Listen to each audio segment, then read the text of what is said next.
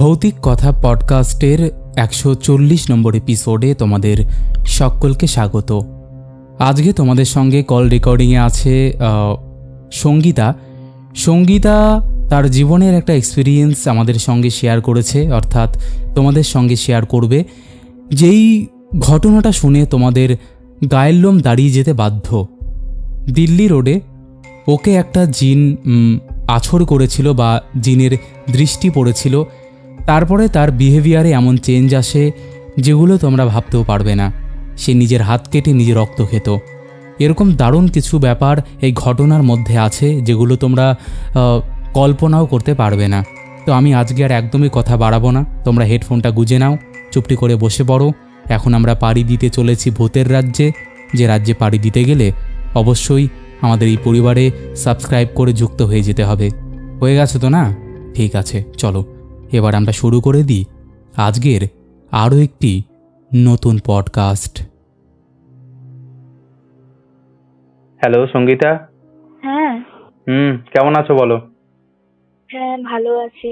তুমি কেমন আছো? এই তো আমারও চলছে। আচ্ছা, তোমার বললে তো বাড়ি যেন কোথায় বললে? গড়িয়া, তাই তো? হ্যাঁ, গড়িয়া। গড়িয়াতে। ওকে। হ্যাঁ। তাহলে তোমার সাথে যেটা আমি শুনলাম দুপুরে ঘটনাটা, সেটা হচ্ছে হ্যাঁ।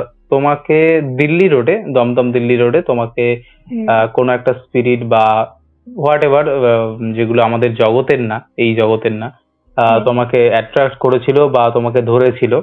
তারপরে সেখান থেকে তোমার সাথে বিভিন্ন রকমের ঘটনা ঘটতো, তাই তো? হ্যাঁ। যেগুলো তুমি নিজে তো, তোমার যেহেতু নিজস্ব কোনো তখন এই সময়টা সেন্স ছিল না, তাই তুমি পরে শুনেছো। হ্যাঁ, তো তুমি মুখ যেটা থেকে শুনেছি। হ্যাঁ, তো তুমি যেটা শুনেছো সেটা একদম প্রথম থেকে কিভাবে ধরলো, বা তুমি ওই রোডে কেনই বা গিয়েছিলে, সেখান থেকে শুরু করে যতটা ঘটনার সাথে রিলেটেড তুমি সবকিছুই বলবে, যাতে সবাই একদম ক্লিয়ারলি সেটা বুঝতে পারে, ঠিক আছে? আচ্ছা। ওকে, তাহলে তুমি শুরু করতে পারো। হ্যাঁ, তাহলে শুরু করছি। হুম। আমি তখন ক্লাস 10 পড়তাম, 10 উঠেছি। হুম। তো গরমের ছুটি পড়েছে তখন, ফার্স্ট পরীক্ষার পরে। আমি আর আমার দিদি বিয়ে হয়ে গেছে। দিদির বিয়েতে অনেক আনন্দ করে কাটিয়েছিল। দিদির বিয়ের পরে কিছুদিন পরে, বেশি দিনও হয়নি দিদির বিয়ে, তোর বাড়িতে গেলাম গরমের ছুটি কাটাতে।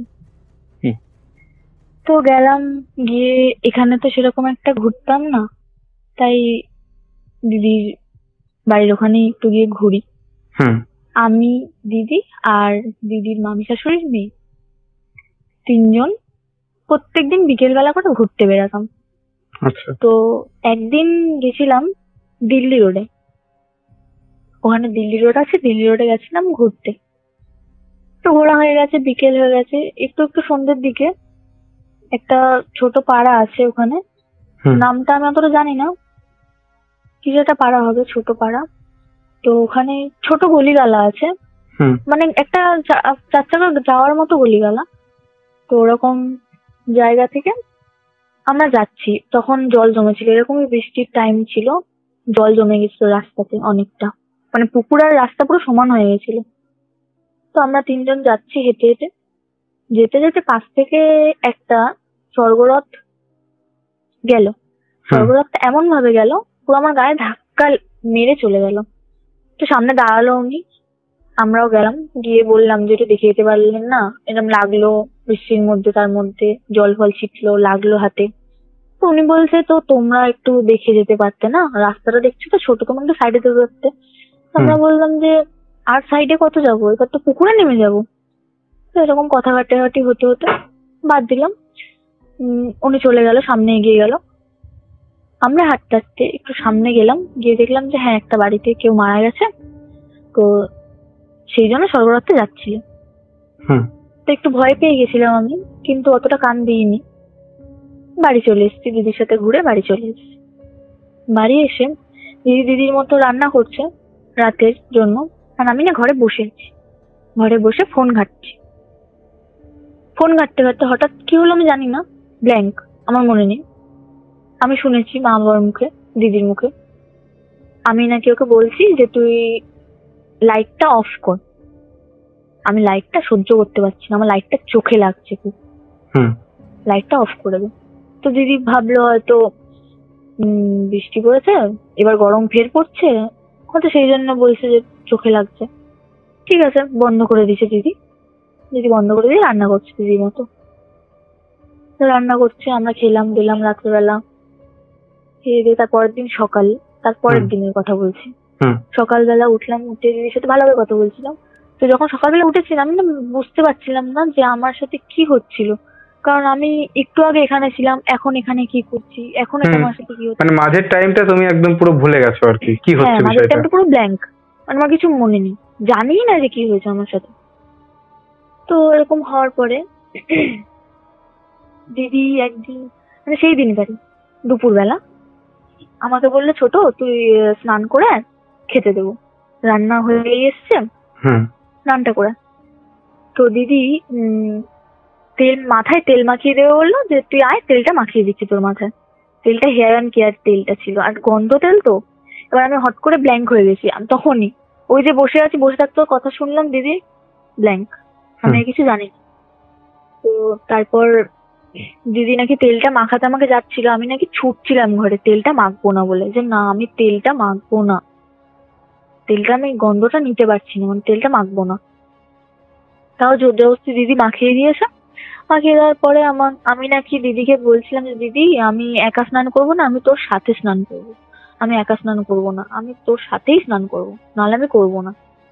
বলছে এরকমটা কখনো হয়, আমার এখনো রান্না বান্না বাকি আছে, অনেক কাজ বাজ বাকি আছে, তুই যা, তুই স্নানটা করে নে, তারপরে আমি যাচ্ছি। তো এরকম অনেক মানানোর পরে আমি গেলাম স্নান করতে। আমি জানিও না যে আমি স্নান করতে গেছি, কি করেছি না করেছি কিছু জানি না। স্নান টান করলাম, স্নান টান করার পরে ছাদে জামা কাপড় মেলতে গেছি। এবার যখন আমি স্নান করে বেরিয়েছি তখন আমার হুঁশ এসছে যে না আমি এখানে কি করে আসলাম, মানে আমি ভাবছিলাম যে আমি কি করে স্নান করলাম, আমি তো ঘরে ছিলাম, এলামই বা কি করে। তো যাই হোক, এইসব হয়তো মনের ভুল, হয়তো কিছু একটা হচ্ছে, এরকম কাটিয়ে আমি ছাদে গেলাম স্নান করতে, না জামা কাপড় মেলতে গেছি ছাদে স্নান করে। তো জামা কাপড় মেললাম, জামা কাপড় মেলার পরে তারপরে আমি জানি না, আমার সাথে ব্ল্যাঙ্ক, ফের ব্ল্যাঙ্ক, আমি জানি না কি হয়েছে, ওই যে উঠলাম ব্যাস তারপরেই ব্ল্যাঙ্ক। তো দিদি ভাবছে যে এতক্ষণ হয়ে যাচ্ছে, ও ছাদ থেকে কেন নামছে না, জামা কাপড় মেলতে তো আর এত সময় লাগে না, আর এখন শীতকালও না যে রোদ পোহাবে ও।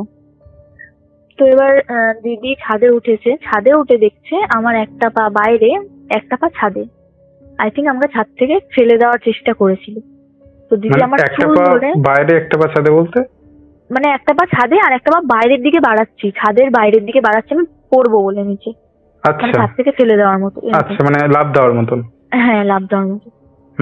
এরকম অবস্থায় ছিল। আমার দিদি আমার পিছন দিক থেকে চুল ধরে টেনে এনেছে, চুল ধরেই মাত্র আমার দিদি জড়িয়ে ধরেছে আমাকে, যে তোর কি হয়েছে। এবার আমি ভাবছি যে আমি ছাদে কি করে এলাম, আর এলাম তো জামা কাপড় মেলতে, কিন্তু দিদি কেন আমাকে টানলো, মানে আমি বুঝতে পারছি না, সবকিছুটা গুলিয়ে যাচ্ছে, মানে কি হচ্ছে আমি মোটামুটি বুঝতেই পারছি না যে কি চলছে আমার সাথে অ্যাকচুয়ালি। তাও আমি কোনো কান দিইনি, তো বাদ দিলাম। দেওয়ার পরে খেলাম একসাথে, নিচে এসে খেলাম। এবার দিদি বাবাকে ফোন করেছিল, ফোন করে বলছে যে বোন এরকম করছে, বোনের কিছু হয়েছে কি, বা ঝগড়া ফগড়া কিছু হয়েছিল। বাবা তো বলছে না তুই দেখ, নাহলে আমি দেখছি কি করা যায়। এরকম বলার পরে খেলাম একসাথে, খেয়ে শুয়েছি, দিদি আর আমি একসাথে শুয়েছি।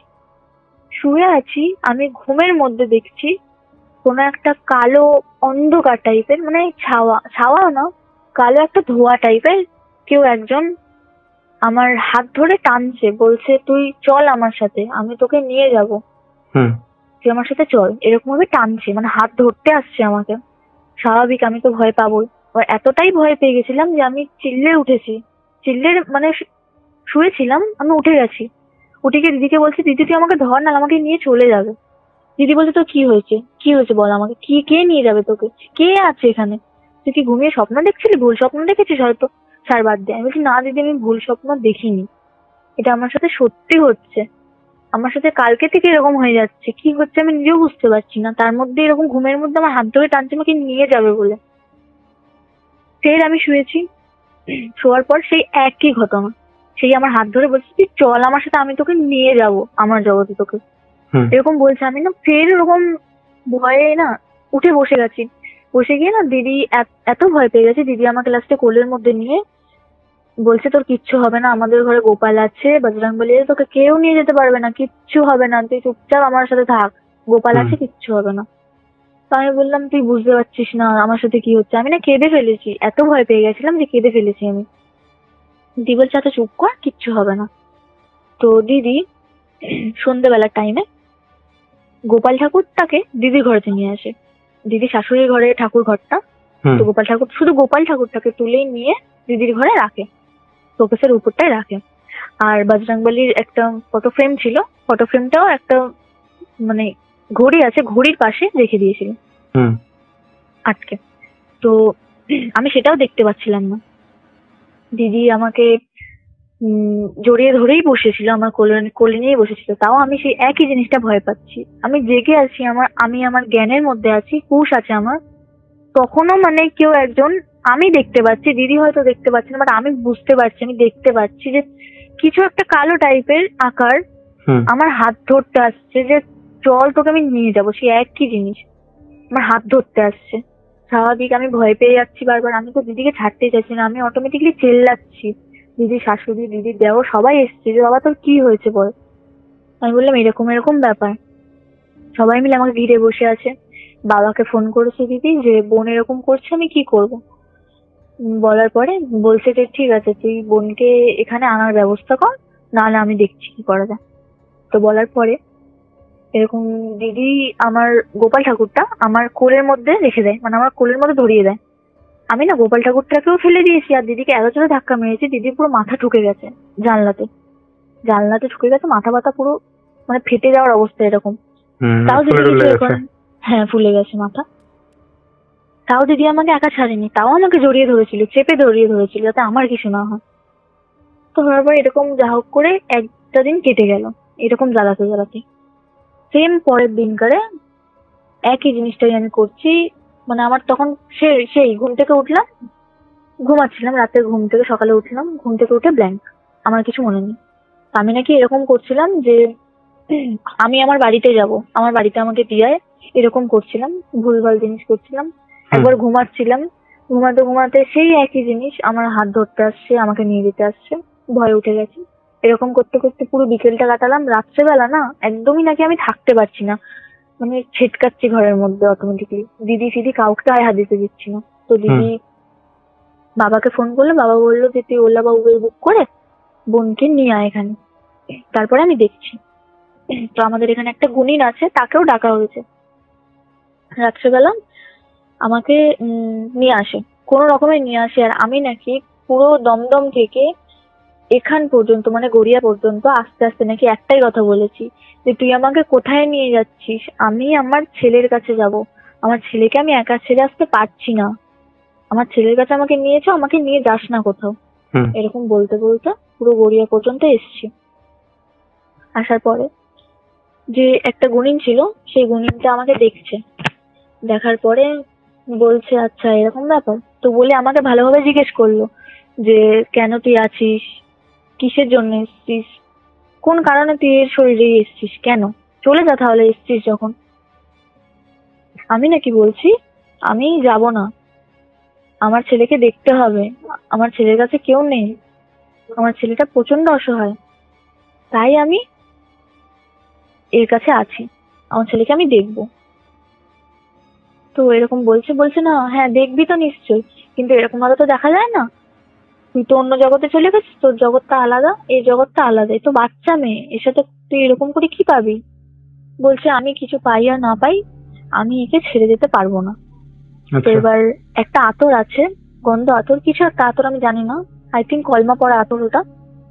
তো আমার গায়ে হয়তো ছুঁড়ে দিয়েছিল গায়ের মধ্যে। আমি নাকি খুব চেল্লাচ্ছিলাম, আর ঘরের মধ্যে যে কটা কাঁচ আছে সব ভেঙে ফেলেছি নিজের হাত থেকে, মানে এত জোর চলে এসেছিল আমার গায়ে, সব কাঁচ ভেঙে ফেলেছি আমার শোকেসে। আমি তোমাকে দেখাবো ফটো, সব কাঁচ ভেঙে ফেলেছি, আর হাত ফাত থেকে রক্ত ঝরছে আমার। আবার শান্ত হয়ে গেছি, কাঁচ ফাঁচ ভেঙে মোটামুটি শান্ত হয়ে গেছি।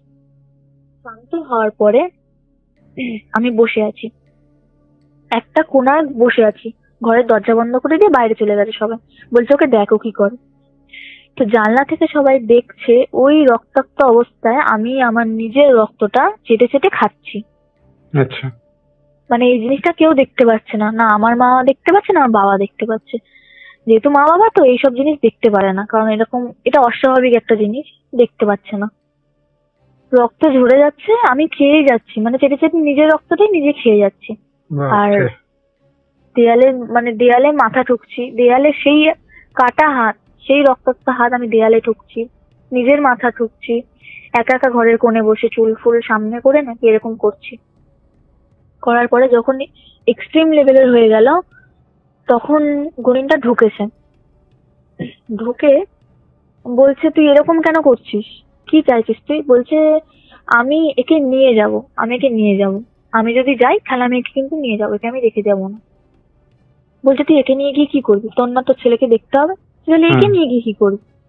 বলছে, না আমি একে ছাড়বো না। এরকম বলছে, যাবে না, এই করবে না, সেই করবে না। ও তো যাওয়ার কোনো নামই নিচ্ছে না, আর গুনিনটাও পারছে না ওনার সাথে। হুম। তো পারছে না যখন, ওনার বাবা আছে, ওনার বাবা আরেকটু বড় লেভেলের গুণী, মৌলবি টাইপের। তো উনি বলে ফোন করে যে, বাবা তুই ওকে যা হোক করে ধরে আমার বাড়িতে নিয়ে আয়। এরকম বলেছে, আমি তার আগেই বলে দিয়েছি, মানে ওরা বাইরে থেকে কথা বলছে, সেই কথাগুলো আমি ঘরে বসে বসে বলছি যে, আমাকে নিয়ে যেতে বলছে, আমাকে নিয়ে যাবি, দেখি তোর কত সাহস, নিয়ে চল। না আমাকে কেউ ছাড়াতে পারবি, না কেউ আমাকে নিয়ে যেতে পারবি, না আমাকে কেউ বার করতে পারবি, যার যত ক্ষমতা আছে সব লাগিয়ে দে, এরকম বলছি আমি। আচ্ছা। ছেলেদের মতো গলাতে, তারপর ভয়েসও ওরকম হয়ে গেছে, ছেলেদের মতো গলা, বয়স্কদের মতো গলা। বাবা! তো ওরকম গলায় বলছি, বলতে বলতে সবাই মিলে আমাকে ধরেছে। আমাকে না কেউ ধরতে পারছে না, মানে একসাথে 5-6 জন মিলেও আমাকে ধরে আটকাতে পারছে না। আমি সবাইকে ছুটছি, মানে ঠেলে ফেলে দিচ্ছি, এত গায়ে জোর চলে এসছে, কেউ আটকাতে পারছে না।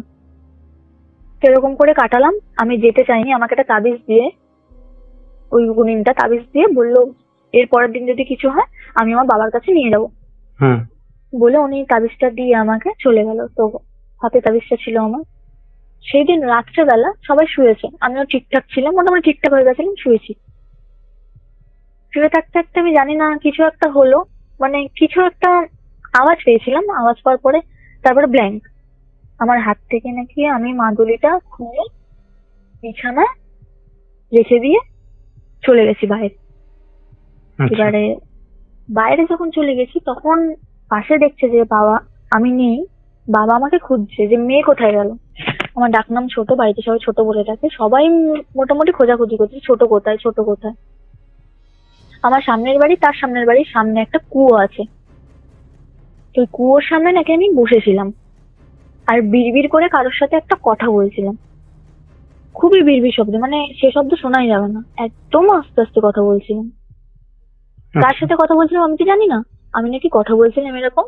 খুঁজতে খুঁজতে আমাকে সবাই দেখতে পেয়েছে, দেখতে পেয়ে আমাকে বলছে, তুই এখানে কি করছিস, তুই ঘরে চল, তোর মাদুলি ওখানে, তুই খুলে রেখে এসছিস কেন, এত কিছু হওয়ার পরেও তুই খুলে রেখে আসলি। তো আমি বললাম যে আমি তো খুলিনি। তখন ফের জ্ঞান এসেছিল, আমি বললাম আমি তো খুলিনি, আমি জানি না। জানার পরে এরকম বলতে বলতে না, বাবা এবার হয়তো জোর দেখিয়েছিল, মানে রাগ দেখিয়েছিল, ফের হয়তো আমার শরীরে ঢুকে গেছিল। তো আমি নাকি বলছিলাম যে, কেন আমাকে বিরক্ত করছিস, আমাকে এখানে থাকতে দে আমার মতো, আমি কথা বলছি আমার বউয়ের সাথে। বলছে, বউ মানেটা কি, কি বলছিস তুই, ঘরে চল তুই। বলছে, না আমি আমার বউয়ের সাথে কথা বলে তারপরে যাবো, আমার ছেলের বিষয়ে কথা বলছি, আমার ছেলেটার কি হবে, আমার ছেলেটা বড় অসহায়। এরকম বলার পরে আমাকে যা হোক করে আমার কাকা, আমার জেঠু, আমার বাবা, পিসি সবাই মিলে একসাথে ধরে, মানে ধরে রাখতে কেউ পারছে না আমাকে, তাও কোনো রকমের পা হাত পা ধরে বেঁধে আমাকে ঘরে নিয়ে এলো।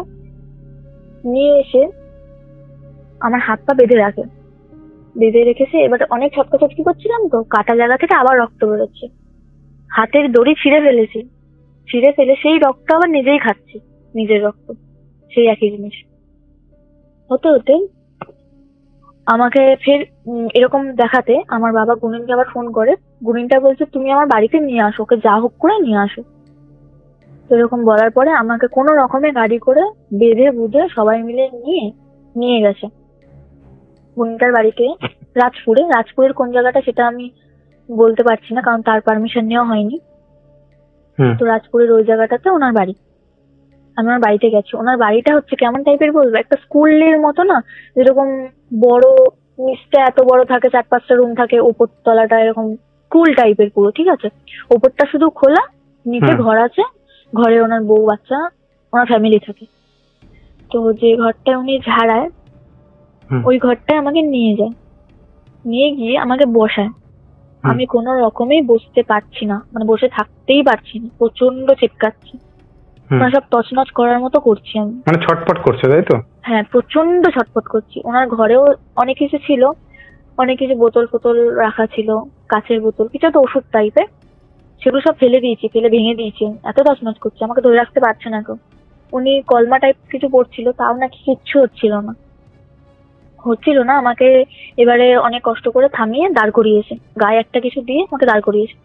দাঁড় করিয়ে আমার পাশে আমার বাবা আর আমার কাকাকে দাঁড় করিয়েছে, একটা গোলের মধ্যে দাঁড় করিয়ে উনি একটা খাতার মধ্যে হাত চেপে বলছে যখন ও পড়ে যাবে ওকে ধরবে, কিন্তু ওর গায়ে টাচ করবে না যতক্ষণ না ও পড়ছে। আমি চুপচাপ দাঁড়িয়ে আছি, চুল ফুল খুলে আমি দাঁড়িয়ে আছি মাথা নিচু করে। উনি পড়ছে, আমি নাকি পড়ে গেছি, গায়ে পড়ে গেছি, আমাকে ধরেছে, ধরে তুলেছে। তোলার পরে আমি এরকম সবকিছু বললাম যে কেন আমার সাথে এরকম করছিস, আমি যাবো না একে ছেড়ে। বলছে যে তুই যাবি নাকি আমি তোকে বন্দি করতে বাধ্য হব। একটা ঘটি নিয়ে এসেছিল উনি, পিতলের ঘটি। তো বলছে তুই যাবি নাকি আমি এর মধ্যে ভরতে তোকে বাধ্য হব। তো আমিই বলছি নাকি আমি ওসব ভয় পাই না, তোরা আমার কিছু করতে পারবি না, এখনো পর্যন্ত পারিসনি, আর কিছু করতে পারবি না, আর আমি যদি যাই আমি ওকে নিয়ে যাব। তারপর অনেক কিছু করার পরে বলছে আমি যেতে পারি, একটা শর্ত আছে।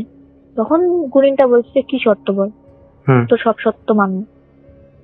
তখন আমি নাকি বলছি ওর কানটা কেটে দে, ওর কানটা কেটে দে, ওর কানটা খেতে খেতে আমি চলে যাব, তোদেরকে প্রমাণ দিয়ে যে আমি খাচ্ছি, খেতে খেতে চলে যাচ্ছি। হ্যাঁ কাটা দিচ্ছে আমার গায়ে, বলছি এখন কাটা দিচ্ছে। তো সবাই শুনে হতভম্ব হয়ে গেছে যে কি করে সম্ভব এটা, কান কেটে দেবো খেতে খেতে চলে যাবে।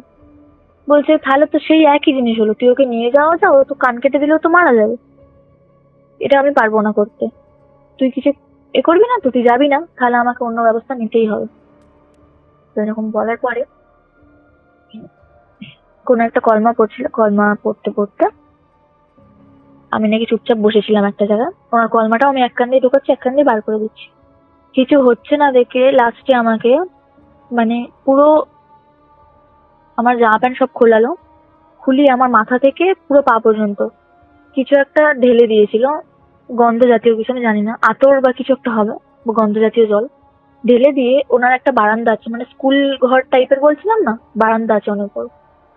বলছে তোমাকে কেউ দেখবে না এরকম অবস্থায়, তুমি শুধু এ মাথা থেকে ও মাথা 3বার হাঁটো, হেঁটে আমার কাছে আসবে। তো আমি নাকি ওরকম অবস্থায় আমাকে ছাড়ে, আমি হেঁটেছি 3বারের মাথায় এসছি, এসে নাকি আমি ওনার পায়ে ধরছি যে না ওখানে অনেকেই আছে যারা আমাকে দেখছে, আমাকে হয়তো হিংসে করছে, আমি এরকম আমাকে একা ছাড়বে না, আমি ছেড়ে চলে যাচ্ছি একে, আমি একে ছেড়ে চলে যাচ্ছি, এরকম ভাবে আমাকে করবেন না, আমি কোনো ক্ষতি করবো না, আমি চলে যাব। এরকম বলার পরে না মোটামুটি ঠিক হয়ে গেছি, মোটামুটি মনে হচ্ছে ঠিক হয়ে গেছে, কিন্তু না আমার শরীর ছাড়েনি। আমার গলার ভয়েসে করে বলছে যে বাবা আমি আর পারছি না, আমার খুব কষ্ট হচ্ছে। যখনই ফের আতরটা ছিটিয়েছে তখন নাকি আমি আবার মানে ওনার এতে হয়ে গেছি, মানে ওনার ভয়েসটা বেরিয়ে এসছে যে কেন ছড়াচ্ছিস, এরকম কেন করছিস, তোরা কিচ্ছু করতে পারবি না। লাস্টে উনি ভাবলো যে এবার তোমাকে ব্যবস্থা করতেই হবে, নাহলে এরকম ভাবে তো পসিবল না। একটা মেয়ে পুরো মানে আমি তো পুরো শুকনো হয়ে গেছিলাম, আমি এমনি রোগা, তার মধ্যে আরো রক্ত রক্ত শুষে যা খেয়ে নিয়েছে আমার, আমি নিজের রক্তই নিজে মনে হয় খেয়ে নিয়েছি হাফ। এরকম অবস্থায় আর কেউ দেখতে পাচ্ছে না, আমার বাবা বলছে লাস্টে যে এবারে কিছু একটা বন্দোবস্ত করুন, এরকম ভাবে আর মেয়েটাকে দেখতে পাচ্ছি না। আমার বাবা মা কাঁদছে গুনিনটার কাছে, কাঁদতে কাঁদতে সেই রাত্রি তখন 2টো বাজে, এরকম করতে করতে 2টো বেজে গেছে। 2টো বাজার পর এবারে উনি কিছু একটা কলমা পড়তে পড়তে, গুনিনটা কলমা পড়তে পড়তে আমাকে বলছে যে যা ওকে ছেড়ে চলে যাও। আমি তাও হার মানছি না যে না আমি ওকে ছেড়ে যাব না, আমি নাকি এরকম বলছি, যে আসছে তাকে ধাক্কা মারছি, যে আসছে তাকে ধাক্কা মারছি। আমার বাবা এসছে, আমার বাবাকে এমন ধাক্কা মেরেছি, মানে এত জোর ছিল আমার গায়ে।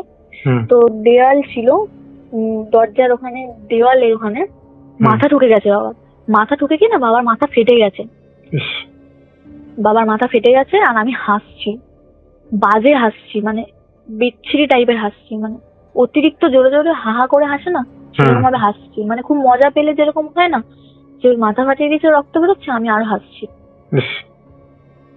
হাসতে হাসতে এবার বাবাও কাঁদছে, মাও কাঁদছে, মা তো পাগল হয়ে গেছে, মা তো পাগলের মতো কাঁদছে যে আমি মেয়েটাকে নিয়ে কি করব, মেয়েটাকে আমার মেয়েটার কি হবে।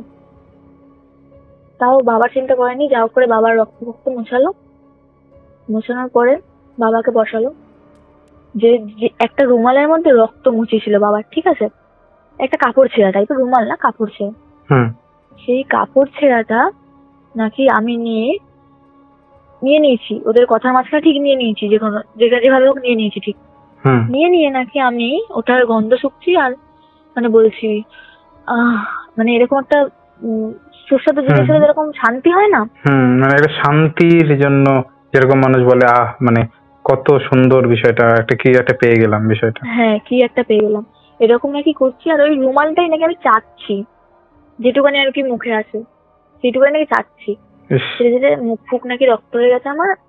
এবার আমাকে ফের ওই জল দিয়ে না মুখে পুরো ঝাপটা মেরেছে, রক্ত ধুয়ে গেছে। উনি বলছেন যে আর মেয়েটাকে কষ্ট দিস না, এবার আমি তোর ব্যবস্থা করছি।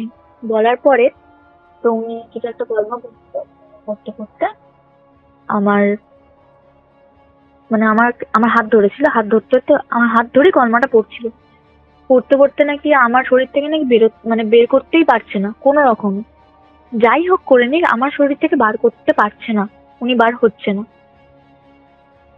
তো বার হচ্ছে না, তাও উনি কর্ম করতে ছাড়ছে না, কর্ম পড়েই যাচ্ছে। পড়ার পরে লাস্টে হার মেনে শান্ত হয়ে চুপচাপ বসে থাকে, বলছে আমাকে 2 মিনিট সময় দাও, আমি দেখছি কিছু একটা ব্যবস্থা করেই ছাড়বো। তারপরে সেই একই জিনিস আবার কিছুক্ষণ পরে আমি চুপচাপ বসেছিলাম, যতক্ষণ আমাকে ছেড়ে দিয়েছে আমি চুপচাপ আমার মতো বসেছিলাম, মাথা নিচু করে, চুল ছাড়া ছিল আমার, বসেছিলাম আমি চুপচাপ, আর সবার দিকে দেখছিলাম, মানে এমন বাজে নজরে দেখছিলাম যেন খেয়েই নেবো এরকম ব্যাপার, মানে মেরেই দেবো এরকম, যার দিকেই দেখছিলাম। সবাই ভয় পাচ্ছিল আমাকে দেখে, যে কিভাবে তাকাচ্ছে আমার, মানে সবাই সরে যাচ্ছে, আমার ছাউনি দেখে সবাই সরে যাচ্ছে, বাবার ওরকম অবস্থা করে দিয়েছি তো ভয়ে সবাই সরে যাচ্ছে যে না মেয়ে ঠিক নেই, যদি আবার কিছু হয়ে যায়, হ্যাঁ যদি আবার কারোর গায়ে হাত তুলে দিই, কারোর যদি আবার কিছু হয়ে যায় তখন। তো হওয়ার পরে এরকম বলতে বলতে আবার উনি কলমা পড়া শুরু করে, কিছু একটা বই ছিল কিতাব টাইপ কিছু একটা হবে, আমি জানি না অতটা, পড়ছে উনি। পড়ার পরে আমি নাকি বলছি যে মানে খুব আমার নাকি খুব গা জ্বলছিল, আমি নাকি বলছি যে আমার খুব জ্বালা করছে, আমি চলে যাচ্ছি, আমি আর পারছি না, তোদের কোনো শর্ত মানতে হবে না, কিচ্ছু করতে হবে না, আমি চলে যাচ্ছি। বলছে তুই যে এতক্ষণ মেয়েটাকে এরকম করলি, মেয়েটার শরীরে তার কিচ্ছু নেই, কিচ্ছু রাখলি না, মেয়েটার শরীরে রক্ত খেয়ে নিয়েছিস, বাবার রক্ত খেয়েছিস, আর কি খাবি, তুই তো পিশাচ, তুই তো এমনি আত্মা হলে মানা যেত, তুই তো পিশাচ, তোকে তো এরকম ভাবে ছাড়া যাবে না খোলা রাস্তায়। বলছে যে ঠিক আছে তোর বন্দোবস্ত আমি করছি। করার পরে উনি বলছে ঠিক আছে বন্দোবস্ত করছিস কর, যদি করতে পারিস, তারপরে যদি আমি ওকে একা পাই তখন কিন্তু আর ছাড় পাবে না তোদের মেয়ে। বলছে তখন একা পেলে কিন্তু আমি আর ছাড়বো না, বাঁচাতে কেউ পারবি না ওকে, আর ওকে আমি নিয়ে চলে যাবো আমার সাথে, কেউ দেখতেও পারবি না, বুঝতেও পারবি না, জানতেও পারবি না। এবার গোবিন্দ বলছে ঠিক আছে তুই আগে ছেড়ে তো যা এর কাছ থেকে, তারপরে দেখছি তুই কখন আসিস, কখন ওকে একা পাস। তখন বলার পরে ঘটিটার কথা বলেছিলাম না, সেই ঘটিটা পিতলের ঘটি ছিল, ছোট ঘটি, একদম ছোট ঘটি, পিতলের ছিল, আর পিতলটা না মানে কালো হয়ে গেছিল, আর একটা কিছু কাপড় টাইপের না মানে চট টাইপের কিছু একটা ছিল যেটা ঢাকা দেবে। তো এরকম বলে আমার শরীর থেকে নাকি কলমা পড়তে পড়তে বেরিয়ে গেছে, বেরিয়ে গিয়ে ওর মধ্যে বন্দি করে নিয়েছে। তো বন্দি করার পরে ওই ঘটিটার মধ্যে ঘটিটার মধ্যে বন্দি করে দিয়েছে, বন্দি করে এবার ওখানে তো কোথাও গঙ্গা নেই, রাজপুরের ওদিকটায় গঙ্গা মানে আমাদের এখন যেটা খাল হয়ে গেছে আমাদের বাড়ির সামনে, যে গঙ্গা খাল হয়ে গেছে। তো আমাকে কোনো রকমে ধরে বেঁধে অনেক বাঁচিয়ে বুচিয়ে নিয়ে এসেছে, যেহেতু শরীর থেকে ছেড়েছে তো ভয়, এবার বলেছে যেহেতু যে ওকে একা পেলে কিন্তু ছাড়বো না, আমাকে কেউ একাও ছাড়তে চাচ্ছে না, সবাই মিলে ধরে আমাকে নিয়ে এসছে। নিয়ে আসার পরে আমার হাত থেকে সেই ঘটিটা ওই খালে ছড়িয়েছে, মানে খালে ফেলেছি। ভাসতে ভাসতে চলে যাচ্ছে, কিন্তু মনে হচ্ছে যে মানে কেউ বুঝতে না পারুক আর পারুক, আমি বুঝতে পেরেছি প্রথমে, মানে এরকম হচ্ছে কে একজন চেঁচাচ্ছে, আমার কানে আওয়াজটা আসছে যে উম, কেন এরকম করলি আমার সাথে, কি করেছিলাম, কেন করলি এরকম ভাবে, আমি তো ছেড়ে চলেই যাচ্ছিলাম, আমার সাথে এরকম কেন করলি, এরকম একটা চেঁচানোর আওয়াজ আসছে। এটা আমি শুনেছি, আমি গুণিনটাকে বললাম, বলছে বাবু তুমি ঠিক শুনেছো, এই কথাটা এই জিনিসটা আমার কানেও এসছে। তো যাচ্ছে, তো সেই জন্য জানিয়ে দিয়ে যাচ্ছে তোমাকে যে আমি যাচ্ছি, আমার কষ্ট হচ্ছে, এরকম একটা কিছু। তোমাকেও তো কষ্ট দিয়েছে, তাই জন্য এরকম বলার পরে সবকিছু ঠিকঠাক হয়ে যায়। এখন মোটামুটি ঠিক আছি, কিন্তু মাঝে মাঝে মনে হয় যে আমার চারপাশে কেউ ঘুরছে। মানে আমি যখন শুয়ে থাকি বিছানায় একা, মনে হয় যে আমার পাশে কেউ আছে, কেউ ঘুরছে, বা আমার কেউ বুকের উপর চেপে বসছে, বা আমার জানলা থেকে কেউ হয়তো আমাকে দেখছে, এরকম মনে হয়, বুঝতে পারি আমি জিনিসটা। আচ্ছা। তো এখন এটা হতে থাকে মাঝের মধ্যে, না মোটামুটি হতেই থাকে, প্রায় প্রায় হতে থাকে। যেরকম পরশুদিনের কথা বলছি, আমি এরকম শুয়েছিলাম, মনে হচ্ছে যে কেউ একজন আমার চারপাশে ঘুরছে, ঘুরতে ঘুরতে হঠাৎ আমার পাশে এসে শুলো, শুয়ে না হট করে আমার বুকের উপর চেপে বসেছে। আমি ছটপটিয়ে উঠে গেছি ভয়ে, আবার শুয়েছি, মনে হচ্ছিল যে জানলা থেকে কেউ একজন দেখছে আমাকে। মানে আমি বুঝতে পারছি, হয়তো দেখতে পাচ্ছি না, কিন্তু বুঝতে পারছি যে আমাকে কেউ দেখছে জানলা থেকে। আচ্ছা। এরকম হতেই থাকে। তাও এখন মোটামুটি ভগবানের আশীর্বাদে ঠিকঠাকই আছি। আর আমি চাই এরকম কারোর সাথে না হোক আর এই ভয়ঙ্কর জিনিসগুলো। না না, সেটা তো স্বাভাবিক। এইরকমই তোমার মতনই একটা স্টোরি, বহুদিন আগে, স্টোরি তো বলা ভুল, ইনসিডেন্ট। হ্যাঁ, তো মোটামুটি একজন বলেছিল সে নাকি জিন দেখতে পেত। হ্যাঁ, তো তুমিও কি এরকম দেখতে পেতে কাউকে বা কিছু? হ্যাঁ আমি দেখতে পেতাম, মানে এরকম টাইপের দেখতে পেতাম যে একটা ছাওয়া, মানে ছাওয়াও না, ধোঁয়া, ধোঁয়া জানেন তো, ধোঁয়া টাইপের কিছু একটা কালো আকারে আকারে মানুষের মতনই, বুঝতে পারছি। মানে মাটিতেও কিন্তু নেই, মাটিতেও ঠেকে নেই, মাটির কিছুটা উপরে ভাসছে, মানে বুঝতে পারছি এরকম। সেই হয়তো আমাকে দেখছে, তখন বুঝতে পারছি যে আমার দিকে তাকিয়ে আছে, তার মুখ কিন্তু বোঝা যাচ্ছে না, কিন্তু বুঝতে পারছি সে আমার দিকে দেখছে। আচ্ছা এরকমই আমি এখনো বুঝতে পারি, এখনো পর্যন্ত বুঝতে পারি। আচ্ছা, তাহলে তুমি তো ডিসক্রাইবও করতে পারবে না সে কেমন দেখতে, যেহেতু তুমি দেখতে পাও না।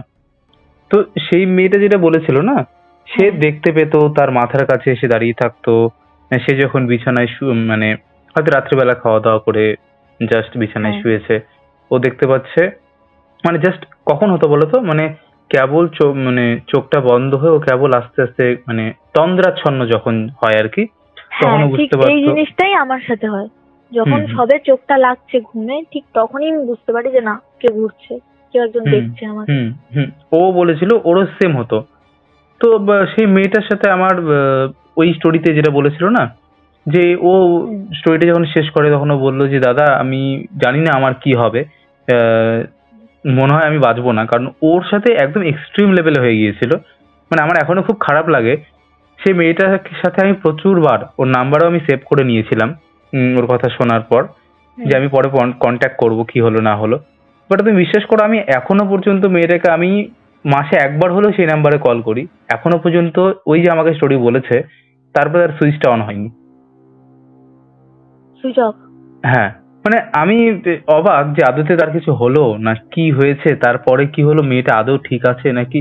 সত্যি বলছি, আমি আজকে সেটা রিভিল করলাম। সেই স্টোরিটার পরে আমি বহুবার তার সাথে কন্ট্যাক্ট করার চেষ্টা করেছি, বোধহয় মানে যখন চ্যানেলটা আমি স্টার্ট করেছিলাম তখনকার, এটা মানে পডকাস্ট চ্যানেলটা যবে থেকে শুরু করেছি, তখন ও বোধহয় 1 থেকে 40 নাম্বার এপিসোডের মধ্যে কোনো একটা এপিসোড ও আমাকে নিজের স্টোরিটা শুনিয়েছিল। মানে তারপর থেকে আমি কন্টিনিউ চেষ্টা করে যাচ্ছি ওর আমার যাতে মনে থাকে, তার জন্য আমি ওর নাম্বারটা হোয়াটসঅ্যাপে পিন করেও রেখেছিলাম, যে অ্যাটলিস্ট তার খোঁজটা যদি পাই। আমি এখনো পর্যন্ত তার খোঁজ পাইনি, ফোন করলে এখনো সুইচ অফ বলে। আমিও ঠিক এখনো যেরকমটা ছিলাম না, মানে ঠিক শরীর, আমি প্রচন্ড এখন ভুগি, জানো, এটা আমার কোনোদিনও ছিল না, কিছু না কিছু তো একটা ভুগি এখনো পর্যন্ত। মানে আমি এই তোমার এই স্টোরিটার সাথে ঘটনা খুব রিলেট পেলাম, যেহেতু আমি শুনেছি। ওটা শুনেছে, অনেকে কমেন্টও করেছে। মানে ওর যদি ওর আর একটা বিষয় ছিল, ওকে এমন একটা বিষয় ছিল, ওকে অন্য কারোর সাথে বিয়ে করতে দেবে না। ও যতবার বিয়ে করেছে, মানে ও 2-3 বার বিয়ে করেছে, বিয়েগুলো এরকম না যে ও বেশি দিন, আজকে হয়তো করলো পরের দিন হয়তো স্বামী মারা গেল, তো এরকম 2-3 বার করেছে। আহ, তারপরেও ও সুরাহা পায়নি। পাইনি। না, মানে ওর বিষয়টা এরকম ছিল, ও নাকি শুনতে পেতো বা ওকে বুঝিয়ে দিত যে তোকে আমি অন্য কারোর সাথে থাকতে দেবো না।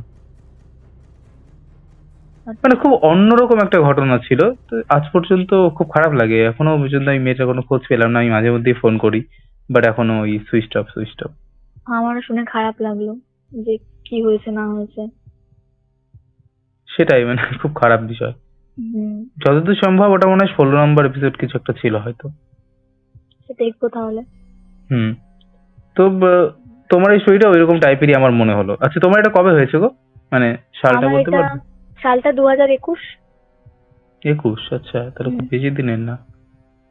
না, বেশি দিনের না তো। এখনো পর্যন্ত তাই ভুগছি। আমার রিসেন্ট অ্যাক্সিডেন্টও করিয়েছে, আচ্ছা, কেমন? স্বপ্ন দেখিয়েছে আমাকে, মানে বাইক অ্যাক্সিডেন্ট করিয়েছে। স্বপ্ন মানে অ্যাক্সিডেন্ট হওয়ার পরে না আগে? অ্যাক্সিডেন্ট হওয়ার পরে আমাকে দেখিয়েছে। কেমন একটু যদি বলতে পারতে। মানে দেখো, আমি ঘরে না সেদিনকারে হয়তো কি আমার ফ্যামিলির কেউ একজন একটু দূর সম্পর্কে মারা গেছিল। তো এবার একটা কালা চুচু বলে একটা চুচু থাকে, হুম হুম, কালো মাদুরিটা, চুচ। হ্যাঁ, তো মাদুরিটা পড়তে নেই জানো তো।